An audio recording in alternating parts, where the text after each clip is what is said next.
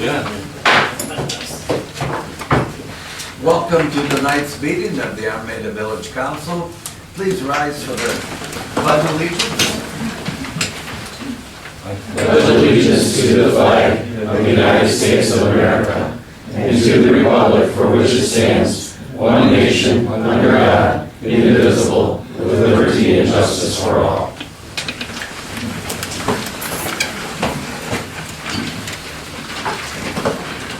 Call the roll, please. Shaw. Here. Clark. Here. Conan. Here. Nadir. Yes. Here. Pelkey. Here.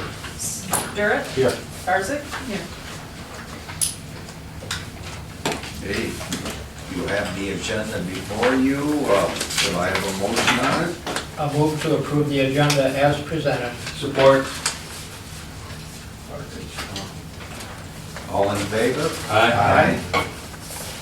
Motion's approved. Before we start citizen comments, I just want to make just tell you that nothing's new with the Fritz situation. They have not, there's been no new proposal. Things are just the way they are. But certainly feel free to say whatever you like. So now we got the citizen comments. Who would like to go first? You go ahead, Paula. Paula Patero, 73722 Franklin Lane. I just have a question. Do we have a camper ordinance in the village? Do we or don't we? We've never had that. No, you don't. I called around in all the other areas around us, they all do but us.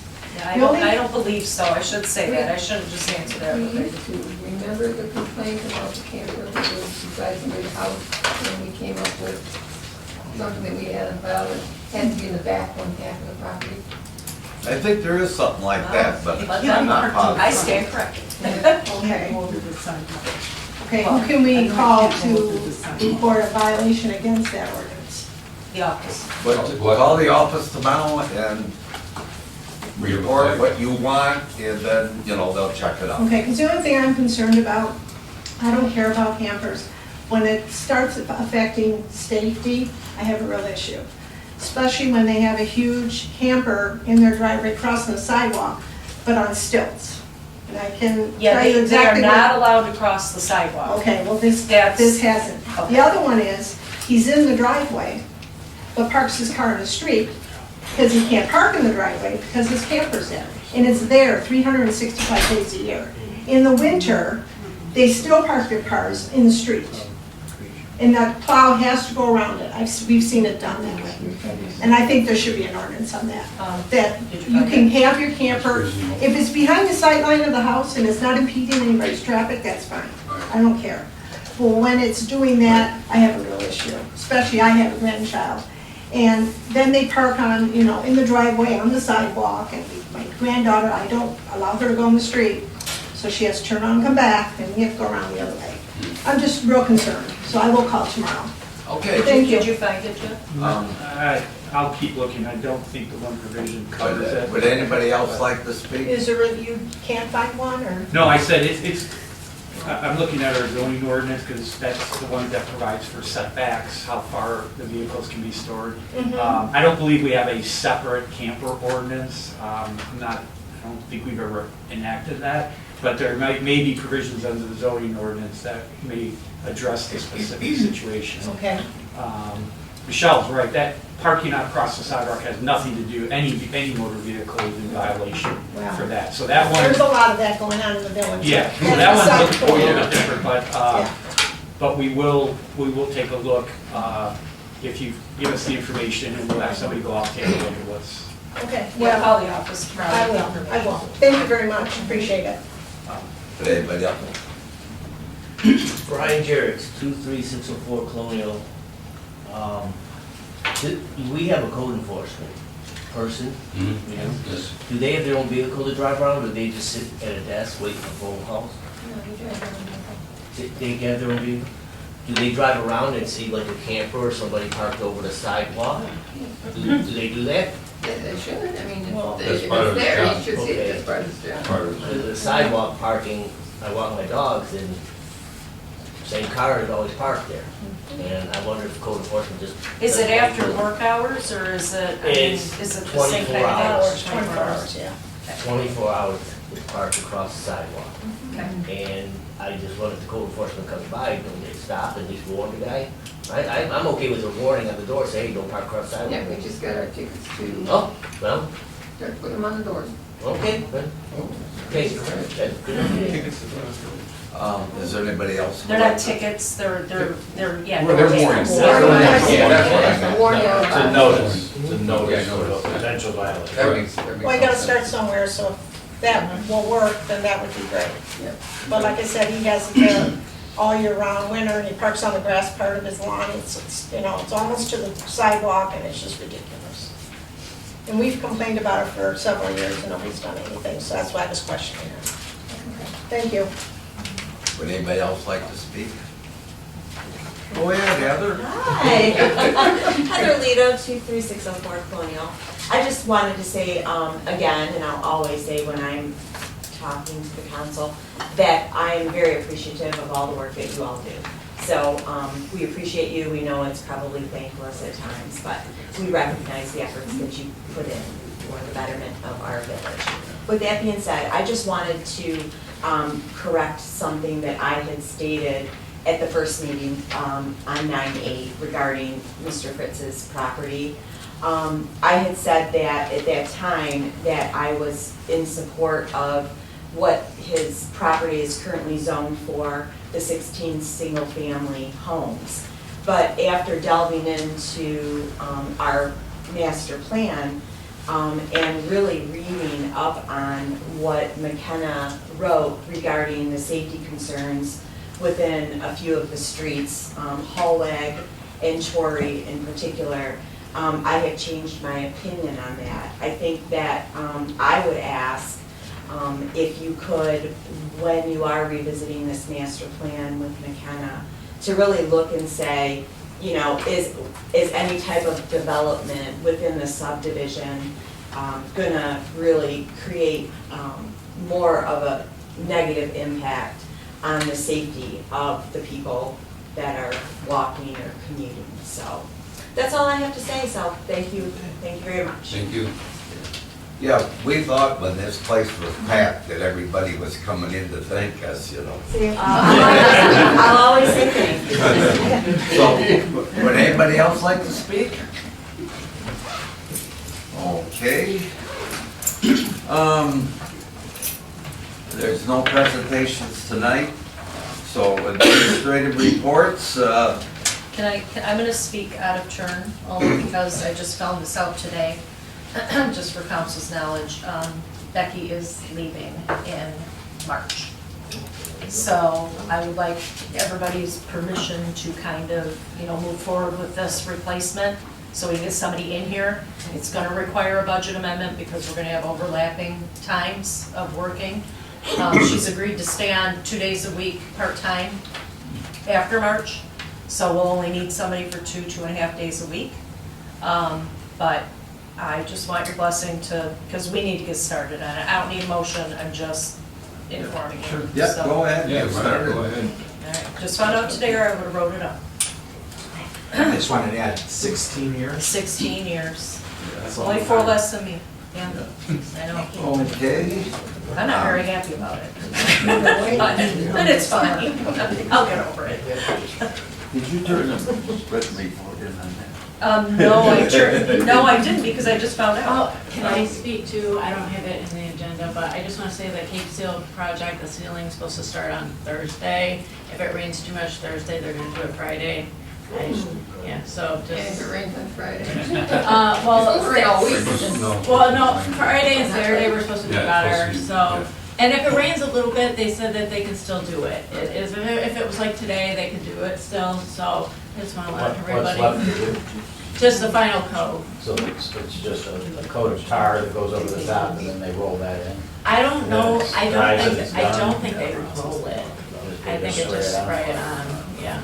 And tomorrow, they're supposed to notify everybody with door hangers and also sweep up any excess stones tomorrow before they do it, so, hey, I'll be so happy with it. Ross, you want to go? Sure. Okay, interior water tower cleaning and insulation update. So our tower contractor, USG, has started their process, so the water tower is now empty. We are working off of village pumps. That's what's getting water to residences and businesses.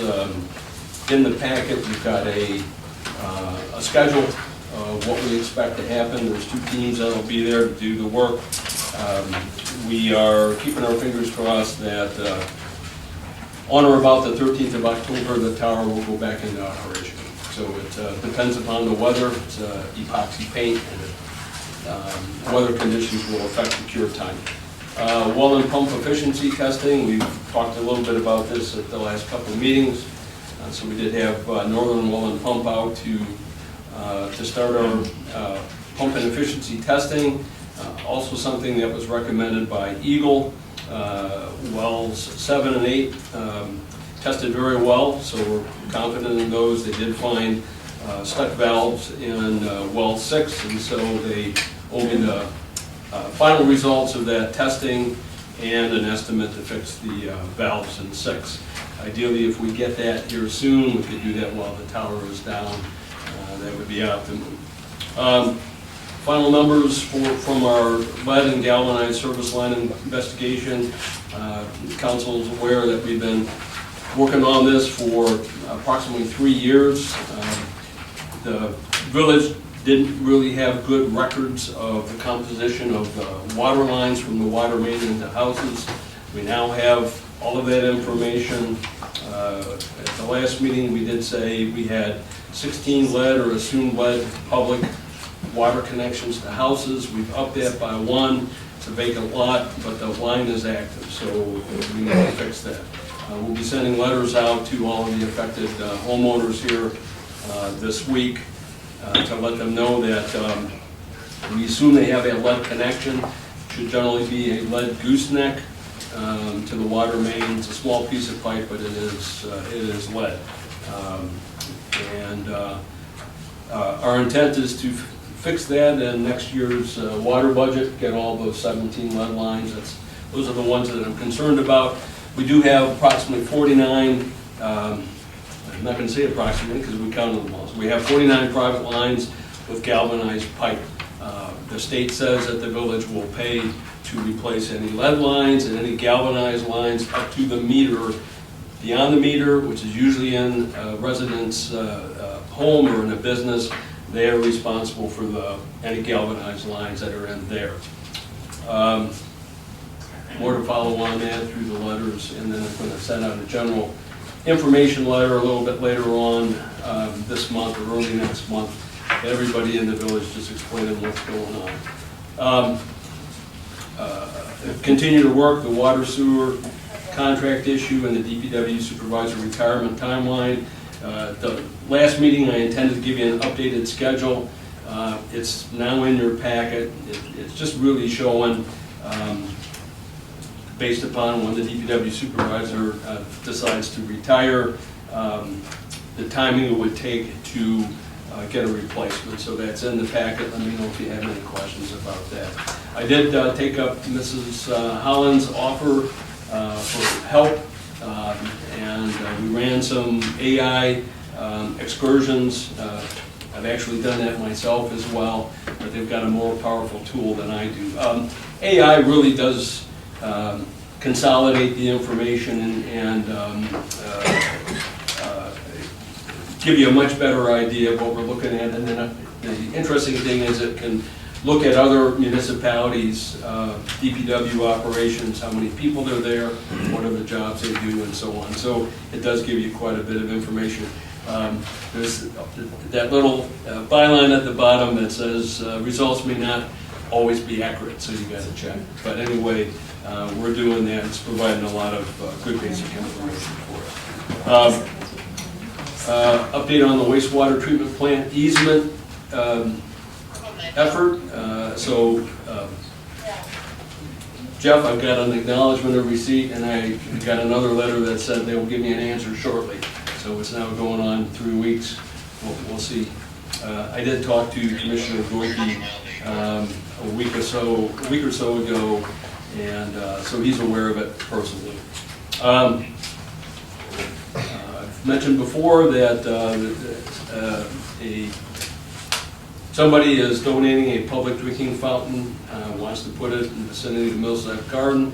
Been working with the County Department of Transportation on that. We still have open issues of who pays the water bill and who does winterization. So not a whole lot to update you on there. 2025 Eagle water sampling and monitoring schedule for the village. All required sampling has been completed for the year with the exception of what's called fourth quarter arsenic and nitrate monitoring. So that's going to happen here at the end of this month. We're also waiting for results of radium and PFAS. We have no PFAS issues here, so that always shows negative, but Eagle requires us to sample every so many years. So we're expecting that sampling to come back here very shortly. Don't expect any issues, as I say. What we're working to is a full accounting to Eagle by the 10th of October. Should have no reason why we can't meet that. And then lastly, Catherine Nguyen from F&B was here at the last meeting. She did express that their preference would be that we sign a new contract with them. Not in favor of that. I've got to talk to Mike. I don't want to be under the pressure of having a contract signed and then trying to renegotiate something. I would rather have them do the one-year extension, which they had originally agreed to, and then give us the time and the space to determine what we're going to do with the DPW in terms of roles and responsibilities and what we would like to do in terms of a new DPW superintendent when he retires.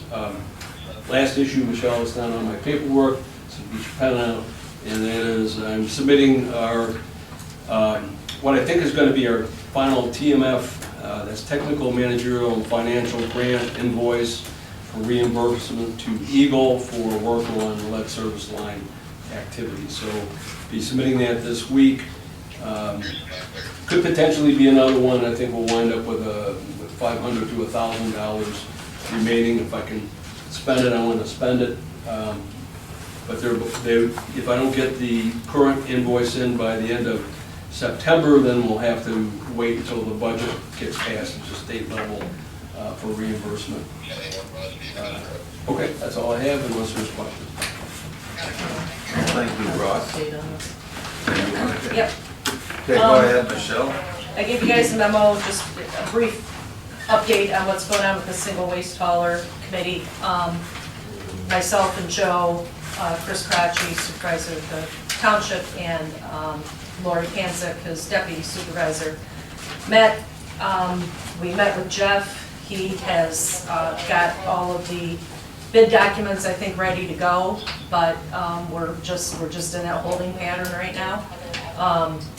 And they're just working on it, so that's it.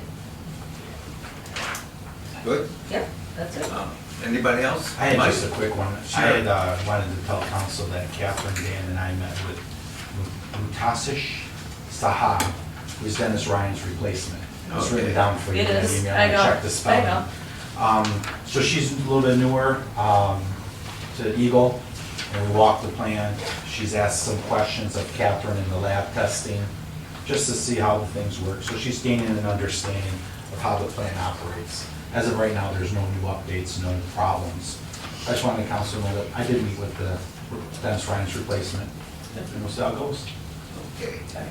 I've got something, again, I have no paperwork, I just found out about these items today.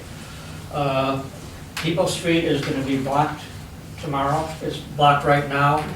Between Fulton and Church Street, the granary is gonna be taking down part of the old mill. So they wanna have a clear area for dismantling that. And just found out this afternoon too, that our part-timer has quit. but we already have a lead on another part-timer who, if I heard correctly, has a CDL, so we have to do some interviewing, and, because we need somebody with the leaf cleanup coming up, so that's all I've got. Thank you, Steve. Anybody else? For the planning commission, you have in front of you a draft. Everybody should have that. I was not at the meeting last week. I had called Ross and asked him to be there, so I'm going to ask Ross if he would like to speak on my behalf. I thought it was a pretty spirited discussion with both about the potential for a Fritz subdivision, and then we had the church decision was on the agenda, and that's what the planning commission spent their time with. There was another request for a business, I don't recall the name of it, but I think the public had a chance to speak on both of the two issues, and the PD for the church has been allowed to proceed, at least in the initial part of it. So now I think it's information gathering, as I understand, to satisfy all of the various requirements from the planning commission. Thanks, Ross. Okay. Anybody else? Okay, then moving on. We have our consent agenda, which has our minutes, payment of bills, and a couple special event applications. Can I have a motion? I'll move to approve the consent agenda as presented. Support.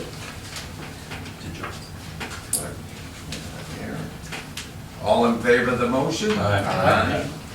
Motion's approved. No old business. And now we'll go to new business. The first item is the PD approval for the St. Joseph's Church. And I'm going to turn this over to Jeff to tell us about the PD. Okay, so tonight, I wanted to make some introductory comments, and I'll explain why, and then at the conclusion of my comments, then we'll give the floor, President will give the floor to the applicant to present the project. But I thought, in my fairly long tenure with the village, I don't think I've ever had a PD application come to the village council. So I think it's, it's important that everybody understand the process. It's a unique process in planning. It's well accepted across the state. It is a development option, and I'll explain some of the perceived benefits of a PD or PUD. It's referred to in other communities. But in light of that, like I said, I just want to make sure everybody understands that I don't mean to read to you word by word, but I do think it's important that everybody understand not only how the process works, but what your approval is tonight, because it is a two-step process, and I want to make sure everybody understands what tonight's action involves. So let's begin with a brief introduction, and I'll let the applicant fill in more on the actual proposal. But the Society of St. Pius X has made an application to the village under Article 20 of the zoning ordinance for a proposed development of approximately 22 acres of vacant land. The land consists of 3 parcels. It's generally located south of the assisted living facility on West Main Street. Okay, so it's 22 acres, fairly large parcel. The property is currently owned by REMA, Armada Real Estate LLC, and applicant has an option to purchase the property. So I believe they'll confirm, but I believe they're going through their due diligence before closing on the property. The applicant is proposing to use the 22 acres to develop under Article 20 a K through, in 3 phases. Phase 1 consisting of K through 8th academy, a high school, a field house, and a pavilion. That's all envisioned in phase 1. That would be followed by the construction of a church, and outdoor rec facilities, and a storage facility in phase 2. The final phase would be construction of a teacher's residence. Okay, so this is something that's not going to all happen at once. There would be 3 distinct phases that they're proposing. Applicant currently operates St. Joseph's Roman Catholic Church and Academy, currently kindergarten through 8th grade, through facilities located on Romeo Plank Road in Ray Township. Applicant intends to develop the new uses on the subject property, and as I said, in 3 phases, and then relocate from the facilities in Ray Township. So just what is a planned development? Okay, so the purpose under our zoning ordinance of a planned development, the primary intent of the article is to provide a degree of flexibility in regard to the uses, the area, height, bulk, and placement of regulations for large-scale developments which qualify as planned developments. So essentially, planned developments provide a degree of flexibility in your planning process. It gives you the ability to incorporate uses that you might otherwise have to do a rezoning, or you can incorporate higher density so that you can preserve a strand of trees. Those are just examples. I'm not saying that's what's happening here, but it's really designed for unique projects. And on 22 acres of vacant property village, I'm pretty sure everybody agrees that's a fairly unique process for us because we don't have that much vacant land remaining in the village. The ordinance goes on to say that there are further purposes which enable you to qualify this under the PD. It would be situations where it provides a consistent and uniform method for review of planned unit development applications that encourages thoughtful and creative planning and design and high-quality development practices. It allows for reasonable regulatory flexibility that results in substantially higher quality of development in accordance with the principle, goals, and objectives of the master plan. It preserves natural resources and site features and encourages economy and efficiency in the use of the land, natural resources, energy, and the provision of public services. It creates usable space, open space particularly suited to the proposed uses within a planned development and the natural character of the land where it's located. And finally, it develops sites in such a way that proposed uses, buildings, and site improvements are compatible with each other and with adjoining uses. So that's kind of the intent of what the planned unit development is used for. Now, how do you qualify for a planned unit development? And the ordinance is very clear to provide specific conditions that must be fulfilled. So with regard to planned unit developments shall be considered as an optional means of development and thus shall only be permitted where mutually agreed to by the developer or applicant, the planning commission, and the village council. Okay? We're not going to touch on it as much tonight, but at the very end of this process, if we get all the way to the end, there actually will be a formal contract. It's a planned unit development agreement that binds the applicant and the village and the planning commission that this is what you're getting. This is how we're going to do it. You know, that's not to say there might not be amendments for various reasons, but it literally is a binding obligation about how this property is going to be developed and used. So here's the conditions that the ordinance specifies. The proposed planned development site shall be at least 5 acres in area. Obviously, as I mentioned in my first comments, this is 22 acres, well in excess of the minimum 5 acres. The site shall be under single ownership or control and able to be planned and developed as an integrated unit.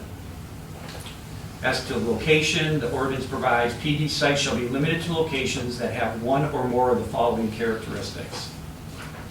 And I'll just highlight the one that the planner relied on, and that was sites where the large scale of a proposed development justifies permitting certain incidental uses not normally permitted in the zoning district. The second qualification is the uses. The proposed planned development may contain any use or combination of uses listed in Article 4 of your use tables in the zoning ordinance, provided that all proposed uses satisfy the following criteria. So it must be compatible with the master plan. That makes sense, obviously. There must be a harmonious relationship. By that they mean there shall be a reasonable, harmonious relationship between the location of buildings and the uses on the site, relative to buildings and uses on lands in the surrounding area.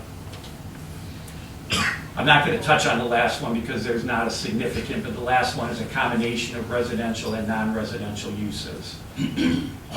So there's some criteria that should be met there. Other conditions. The proposed planned development shall not number one, be used for the sole purpose of increasing density or intensity of development or avoiding the requirements for dimensional variances. It shall not be used in situations where the same land use objectives can be accomplished by the application of conventional zoning provisions or standards. And the PD or planned development shall not materially add public service or facility loads beyond those contemplated in the master plan or other adopted policy or plans. So essentially, we'll talk about the process now. So that's kind of what the PD is supposed to do, what you have to show to qualify for the PD, and now I'd like to touch on briefly the process. So as I said, any person or entity owning or controlling land may submit an application for plan development approval with documentation and request a determination whether the proposal qualifies for approval under the plan development regulations. And that's really what we're talking about tonight. They have submitted an application. Step one is, do they qualify? Okay, it doesn't mean we're approving it tonight. It's just, does your conceptual plan that you submitted qualify for the plan unit development approval process? We're not at the finish line. We're at the beginning of the process. So here's what has to be submitted. There must be a detailed description of the proposed uses, building and site improvements, phasing plans, and open spaces. Number two, there must be a preliminary PD plan.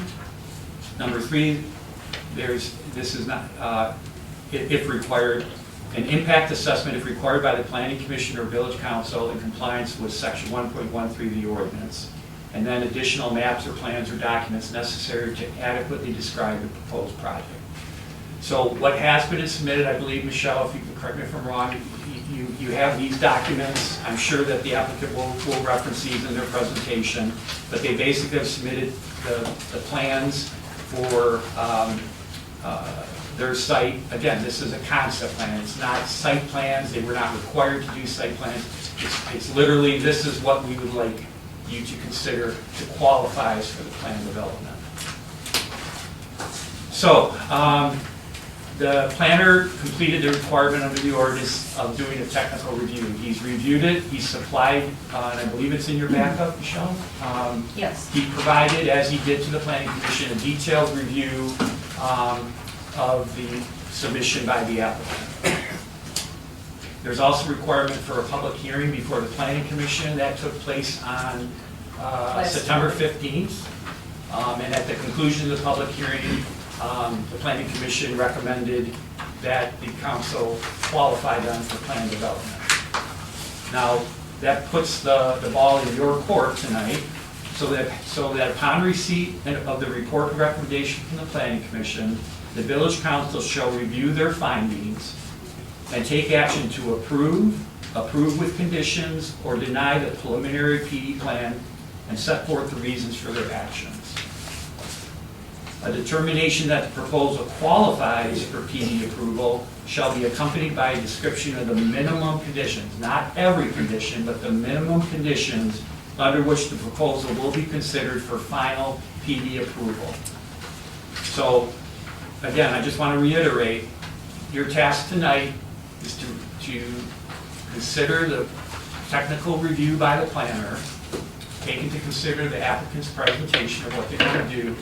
If you agree with the recommendation of the Planning Commission to qualify this, we provided you with a suggested action to make that happen. If there are questions, concerns, council can certainly ask for additional information from the applicant.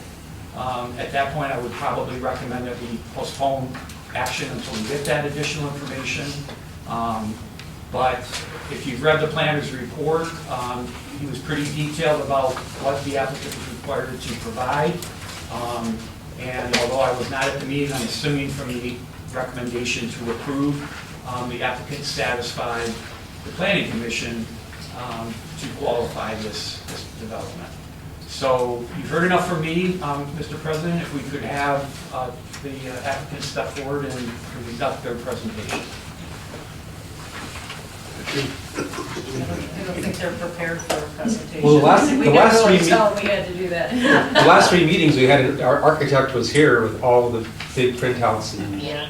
Poster boards. poster boards, and we thought that this was just a vote tonight. I didn't, You do have the maps. Yeah, we have everything that you submitted to the planning commission, the council, that's why our packets are this giant. because Giant as they are. I know. So But- everything that went to the planning went to council. Maybe if you just wanna give them a brief update of what you're doing. well, Ty Genetazio is working directly with, I am too, but he's more closely, he's an engineer, so maybe he give you, Father's very busy, so we're trying to help him out. So I've been Tyler Natasio. I live up on Elmo Road in the township. I went to school at St. Joe's when it was down the road. My son now goes to the Ray facility, so we're trying to bring that back home, get enough room for the growing parish. So what we're doing in phase 1 is a building concept that I think you have seen that has a gym in there, some classrooms, a kitchenette type of stuff so that the kids can have a cafeteria. That is going to be and then obviously there's going to be a lot of stuff that we bury underground, unfortunately, to make it all work, to make this facility happen for us. A big thing that we're going for, and Father has really pushed us for, is he wants a very unified, quiet, tranquil, peaceful spot that we're trying to put back there. And it's a beautiful piece of property that was not on the top of our list. It wasn't on our list at all, actually, when we started looking around. And Mary, our realtor, said, I think you should look at this one. It was freezing cold. And we hiked back there, looked at other properties and came back because it's very beautiful. And one of our big criteria is having worked on projects like this in the past is utilities, and septic and water problems always with personal wells. So we are going to do, I think we mentioned a pavilion, we call it a field house with some classrooms is kind of what we're going for, obviously the driveway. But we want that to look like around here, and we want it to be a nice, quiet, peaceful Catholic area. I just wanted to add, Michelle indicated, just so the record's clear, at one point there was some proposal for a cemetery on the property. I believe that has been withdrawn from the plan. That's correct. Just so everybody understands that is not part of this proposal, so just want to make sure everybody's aware of that. So, well, would the council, anybody in the council want to ask a question of Jeff or of the people from the, So we also have to, the applicant will also have to follow like building rules, anything, because I think there's going to be a kitchen somewhere. They'll have to follow health and safety things. We're not looking into that at this point either, right? That's correct. Yeah, so we'll have to follow normal building process. This is to say, based on what you've submitted, what our ordinance requires, we find that you have met the requirements, and we're going to qualify you to proceed with what they described, Mike, as final PD approval, which is, again, goes to the planning commission. And if you read the planner's notes, he's very, very clear that site plans will be submitted for each phase. So each phase there will be an associated site plan that will be thoroughly reviewed, and that's even before you put a shovel in the ground. So once you start building, yes, you will have to comply with the Michigan Construction Code. Permits will be pulled, they will be inspected, building, electrical, heating and cooling. I probably left one code out, but yes, they will have to go through all of that process. Jeff, I have one more question. You said it yourself, this is the first one you've seen here at the village. Right. But you've dealt with these in your other work profession, right? Do you think, like, I don't know if you're allowed to, but is it a recommendation of you that it seems to jive or seems to be in line with doing the PD? Yeah, I probably wouldn't want to give a recommendation, because Okay. really it's not Right. my role. But have we covered everything? How about Yeah, that? we are being very thorough and consistent Okay. with what the ordinance requires. Okay. and the planning commission covered it with the planner. Yes. Right, And they approved it to go Yes. ahead. Right. That's why it's, Yeah, and just so everybody, I believe it's a 2-year, so they'll have a 2-year window. And I know they're very anxious, because when we met at one time, they're very anxious to get going, but they have 2 years. There's a 2-year limitation from the time they get their qualification to then proceed with the final approval process. Okay. I just want to say one thing. Are PUDs unique to Armada? Yes. Are they unique to municipalities? No. I mean, it's particularly in developed areas where you have challenging parcels developed. I would say the PD or PUD in a lot of communities has become the predominant way of developing. I call them orphan parcels in developed areas where they have unique challenges. They're orphans because if they could be developed in the normal requirements of an ordinance, they would be, but they all have challenges, right? And I'm sure many of you know, developers now are going for density, right? Property's expensive, building's expensive. So density's become a big thing, largely in either mixed use or residential. So a lot of developers are coming in and using the PD or PUD process to qualify their residential developments to up the density. And there's trade-offs, like I said, they like to preserve open space. There may be unique features about the property, but it is becoming,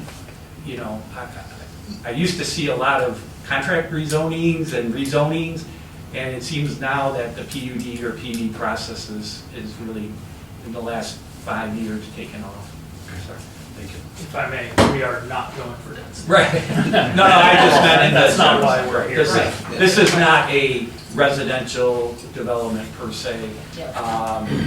But it is, as I said, and noted by the planner, this is a large-scale development, make no mistake. I mean, it's 22 acres, and for the village, I don't know if we have another 22-acre development. So pretty clearly, this is, from the planner's perspective, it falls in the land development.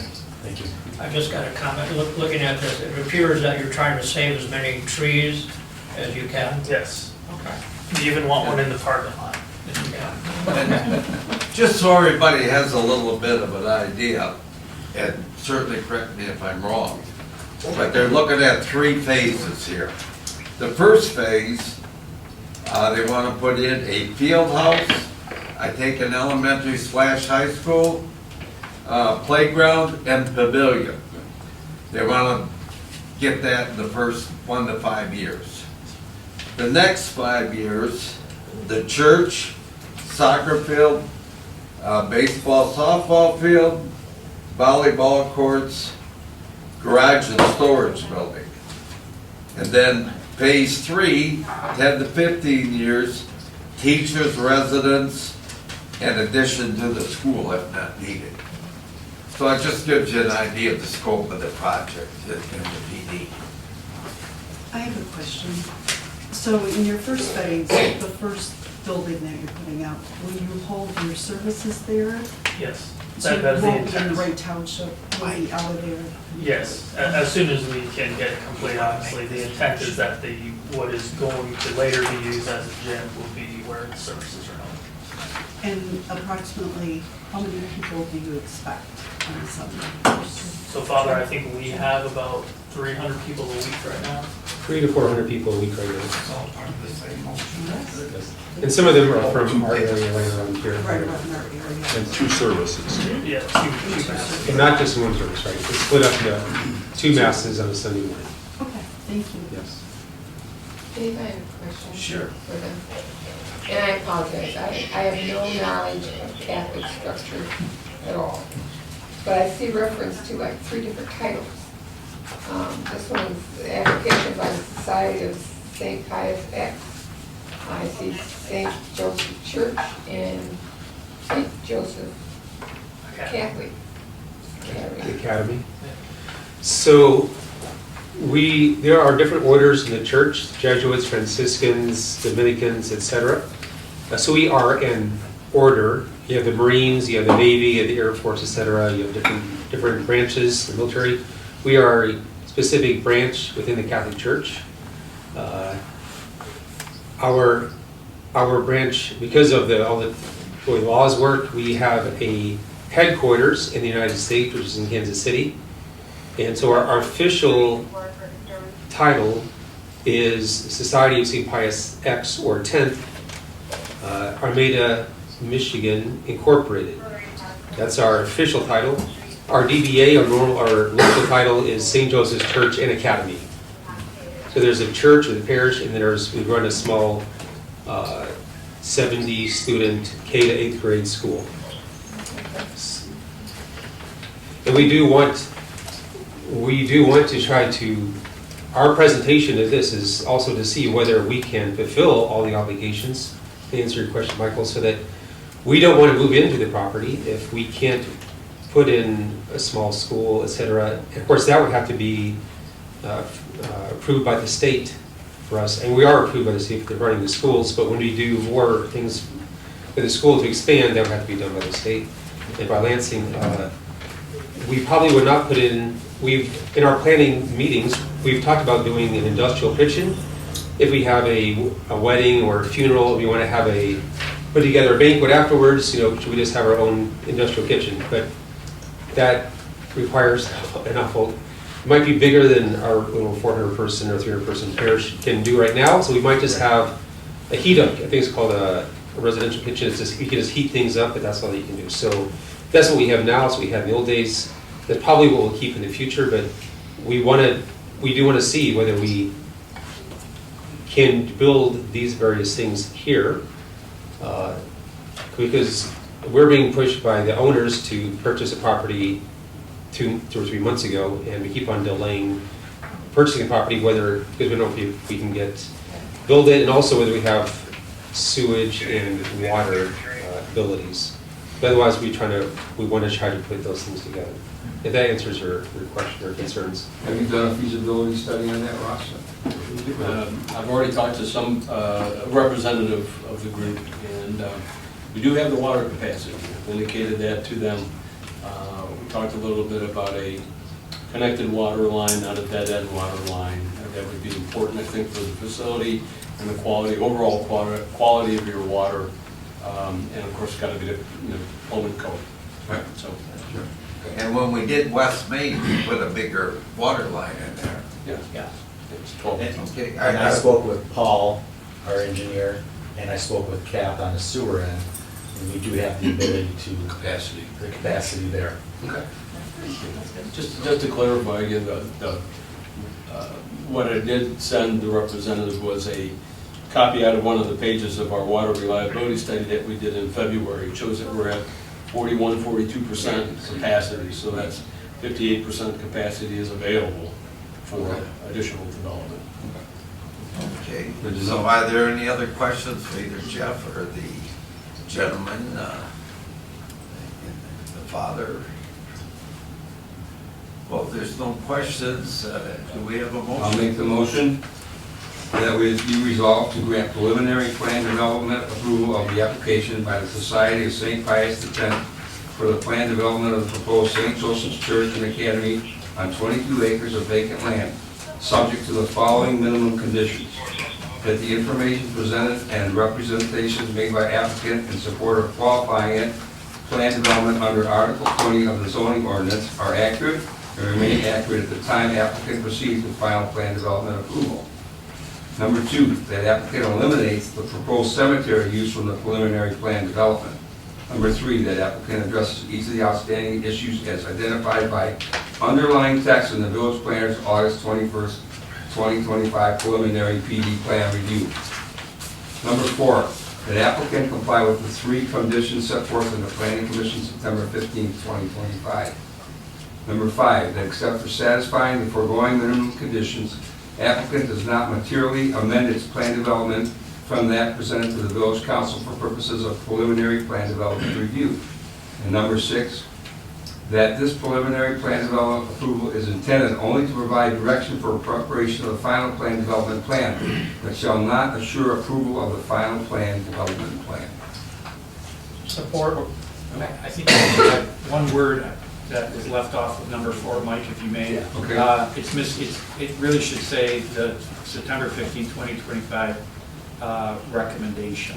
Recommendation. Yeah. Okay, that was Michelle, did you get that? recommendation. Yeah, she's got it. At the end. At the end of the 2025. Okay. And do we have a second? Speak. Clerk?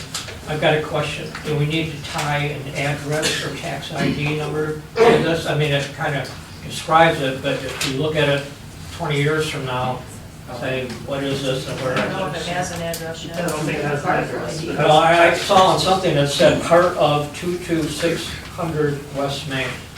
And then there are the That's- three that's tax the- ID that's numbers. nursing. That's the nursing address home, for the whole- 22,600. Well, maybe I can answer that question. Mary Sullivan, the realtor. So that property was owned by the nursing home. Yeah. So they're selling it. So that's why it was once that address. So we have, property ID, tax ID numbers. Right. I know, they're in here. I just wondered if we need to tie those in. You're approving the application, so as long as the information on the application is accurate as to parcel ID or address, I mean, that's what, it's in there, that we're approving the application. Okay. So it's gonna be tied to those parcel IDs. I'm assuming, I think, I don't know if I saw it, but I think the application did have the parcels.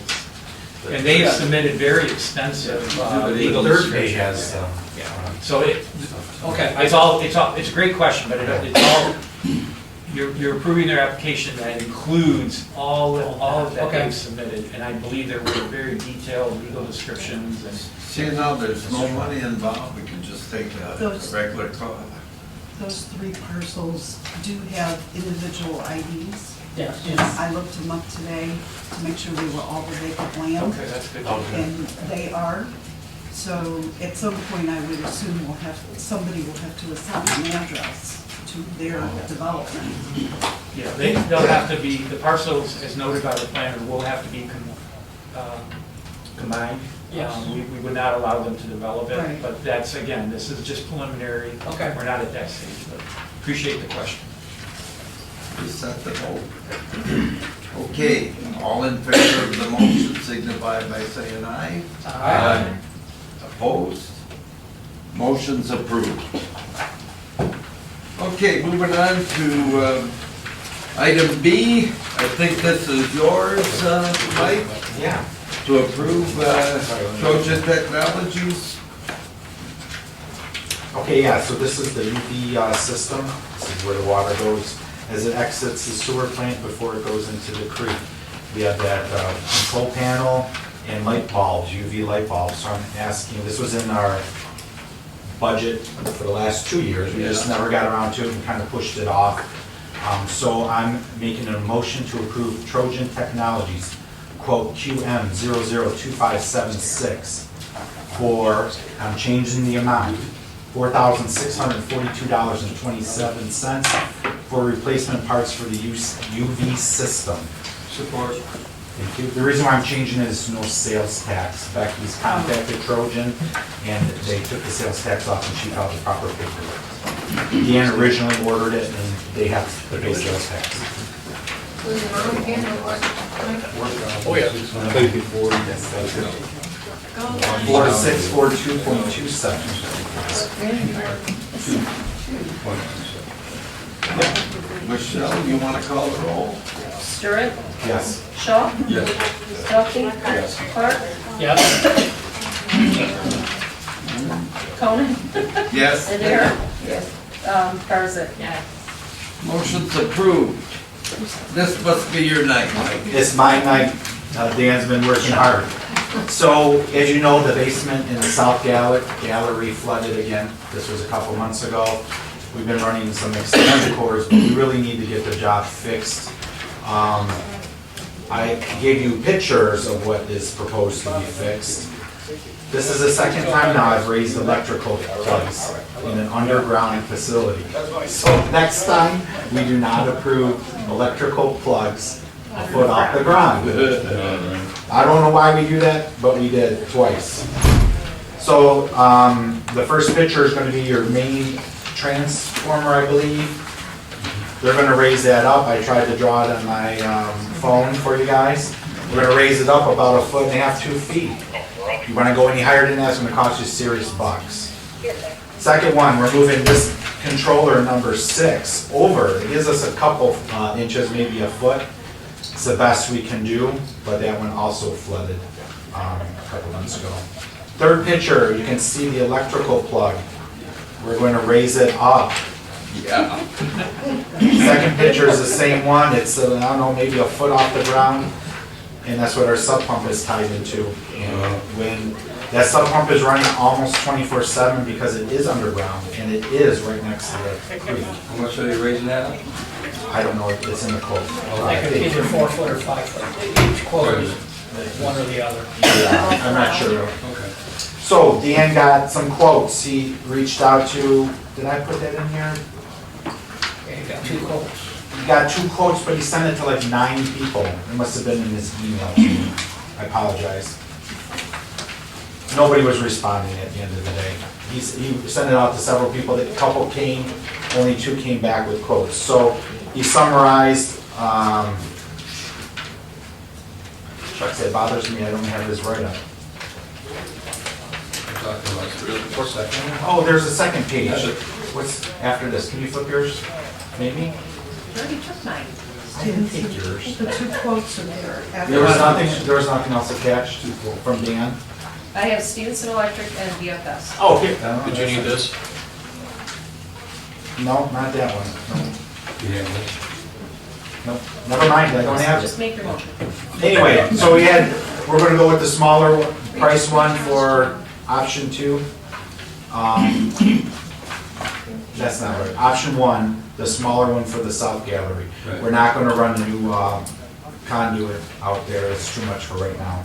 So it's, go ahead, it's $10,000. $10,000. $250. And this will raise the existing pump receptacle to 5 feet above grade. Thank you, Steve.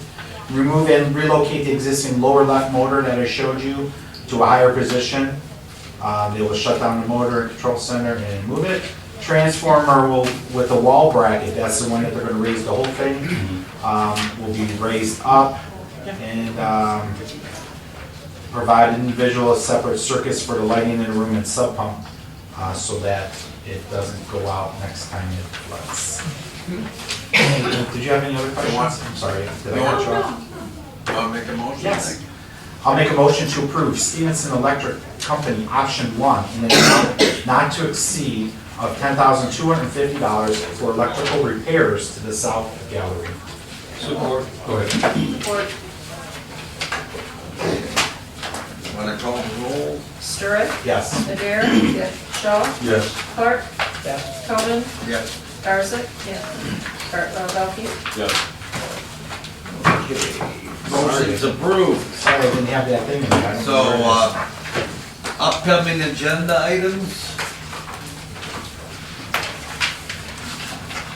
Nothing right now? So possibly a new employee, part-time employee. Is the same committee gonna look into that? Are we gonna advertise again, or are we gonna, do you have somebody? We think we have somebody. Yeah, we think we have somebody, so I'll get with Mr. Wagner. You don't want to take a month to do it. Check things out now. Yeah. The leaves are falling. Yeah, that's right. They're piled up Okay, on tours. so do we have any citizen comments? I do. Angela Hemby, 23743 Colonial. Last meeting that I was here, I said I was shocked by this church. I am even more shocked. I feel that they keep downplaying what this project is, but now there's soccer fields, there's tournaments with soccer. That brings in more traffic. We don't have enough parking here. You want to let an organization come in that's not going to pay taxes on ruining our roads. We have lakes in 2 locations that create havoc during certain times of the year. They mention growth, so they try and keep their numbers small right now. What's this growth that they want to expand to? And I understand you say that we only use 42% of our water. What is this going to do to our water system? And then we have other vacant land. I think that we need to get a grasp on what we're going to do with this village. because we can only expand too much when we don't have the infrastructure here. And to me, this is shocking. I feel like they're trying to make this small, but I think it's gonna grow into something much bigger than what we have a handle on. So I think we need to look at the big picture of what's going on here. So I think that's all I have to say. I'm shaking, I'm so upset about this. This is shocking to me. Yeah, it's baseball diamonds, it's softball. Baseball diamonds, and then you have, Does anybody else have any comments? Okay, then moving on. Are there any council comments? I have a potential, some more playground equipment possibly coming with a grant. I talked to the lady today. I have to find out what their requirements are, you know, if we have to put up any money for the project, but I'm just Good saying that's going. preliminary. Okay. Yeah, I think it's time that slide goes. That's Are there, Hey, I used to use that song. that's why it should go. I think I used that slide. then it really should go.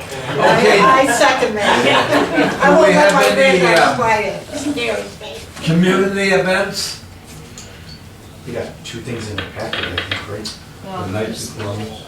Well, That's, yeah. okay, and, well, we have no closed session, and, so I would entertain a motion. I'll make a motion to adjourn the meeting at 8:01. Support. All in favor of the motion? Aye. I agree with you. Meeting's adjourned.